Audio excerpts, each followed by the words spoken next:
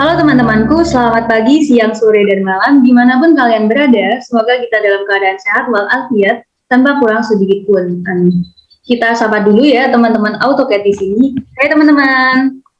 Halo. Hai. Halo. Kayaknya belum lengkap kalau kita belum kenal. Oke, kita kenalan dulu. Saya Safira Zahra Hidayat, biasa dipanggil Zahra.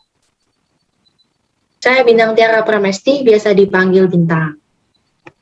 Saya Doding Lasagana, biasa dipanggil Doding. Saya Muhammad Gilang Januarta, biasa dipanggil Gilang. Saya Riga Patra Pamungkas, biasa dipanggil Riga. Saya Abdul Aziz Noval Fariski, biasa dipanggil Noval. Saya Jeremy S. Galung, bisa dipanggil Jeremy. Saya Ahmad Enu Rafiq, biasa dipanggil Rafiq. Saya Arif Setiawibowo, bisa dipanggil Arif. Saya Wahyudi, biasa dipanggil Yudi. Saya Alfian Bima Prastio, bisa dipanggil Alfian. Saya Rafi Wahyu Gunawan, bisa dipanggil Rafif. Saya Muhammad Revanza, bisa dipanggil Vanza atau Revan. Saya Syaril Razi Kwatsari, bisa dipanggil Razi. Saya Yuwaini Prana Cerita, bisa dipanggil Yuwaini. Oke, bisa dilihat kalau teman-temanku ini semangat-semangat pastinya. Kita lanjut dulu ya. Sebelum mulai menyampaikan kesimpulan kita tentang Focus Discussion Group, di hari kedua kita, mari kita berdoa menurut agama dan kepercayaan masing-masing. Berdoa dipersilahkan.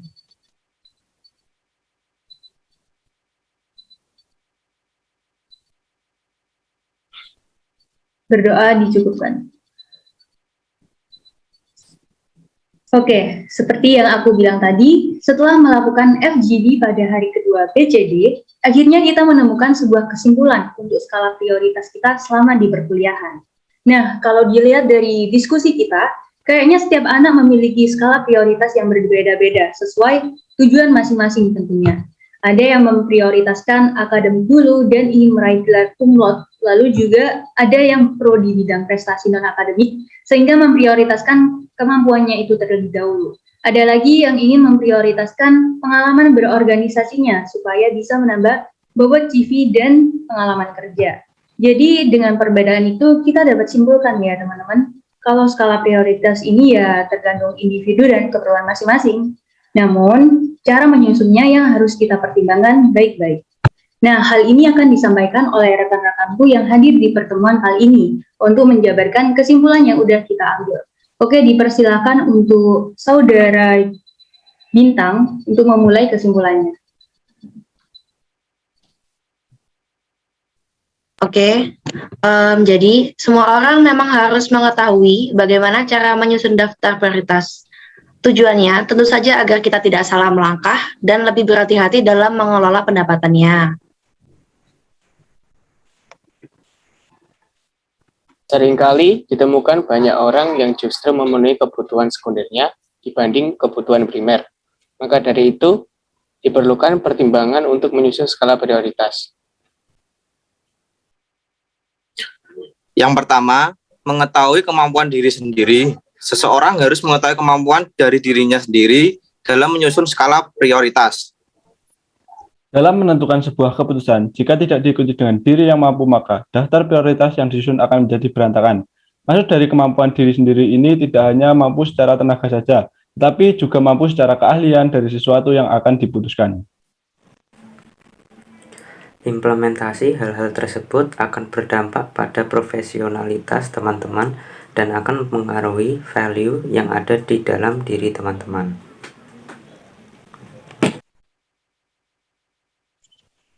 Contohnya yaitu ketika seseorang membeli sebuah laptop canggih dengan harga puluhan juta. Jika orang tersebut mampu membeli namun tidak mengerti cara menggunakannya, tentu saja hal ini sangat disayangkan. Yang kedua, mengetahui kesempatan yang dimiliki. Banyak orang yang berkata bahwa kesempatan itu hanya datang sekali saja dalam hidup dan tidak ada kesempatan kedua. Skala prioritas ini juga bisa terjadi di luar dugaan ketika seseorang memiliki kesempatan tertentu. Maka dari itu, ketika memiliki kesempatan untuk memiliki sesuatu, maka harus didahulukan terlebih dahulu dibanding prioritas lain. Maka dari itu, ketika memiliki kesempatan untuk memiliki sesuatu, maka harus didahulukan terlebih dahulu dibanding prioritas lain. Yang ketiga, memahami tingkat urgensi. Keharusan yang mendesak menjadi definisi dari urgensi. Tingkat urgensi sangat berpengaruh pada skala prioritas seseorang, sehingga seseorang harus memahami tingkat urgensinya. Misalnya, ketika seseorang yang sudah merencanakan liburannya jauh-jauh hari namun tiba-tiba keluarganya ada yang sakit, tentu seseorang akan memprioritaskan keluarganya terlebih dahulu. Jika diterapkan di perkuliahan, misalnya di antara mengikuti kepanitiaan atau magang, yang mana dulu yang harus didahulukan? Kamu harus melihat kebutuhan kamu dulu untuk kedepannya. Kamu perlu mengisi CV pengalaman kerja dulu untuk diterima magang. Maka yang penting untuk diikuti lebih dahulu adalah kamu kepanitiaan karena bisa dijadikan pengalaman dalam CV. Yang keempat, mempertimbangkan kebutuhan ke depan, sesuatu yang sering terjadi dalam diri seseorang ketika menentukan skala prioritas, karena jika salah, orang tersebut bisa menyesal. Oke, seperti yang telah disampaikan Saudara Yoeni tadi, yaitu kita perlu mempertimbangkan kebutuhan ke depan. Misalnya adalah ketika kita memilih jurusan yang akan kita ambil. Di mana bagi pelajar yang ingin melanjutkan ke level berikutnya, yaitu kuliah, mereka tentu harus melihat prospek ke depan dari jurusan yang dia pilih. Pastinya dengan mempertimbangkan secara matang skala prioritasnya.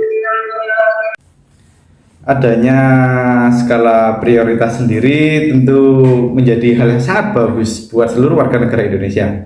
Mereka dapat menganalisis suatu kegiatan atau memanajemen waktu dengan baik, mendahulukan kegiatan yang seharusnya ia dahulukan. Tentu hal ini menjadikan pribadi seorang dapat mengelola waktunya secara baik.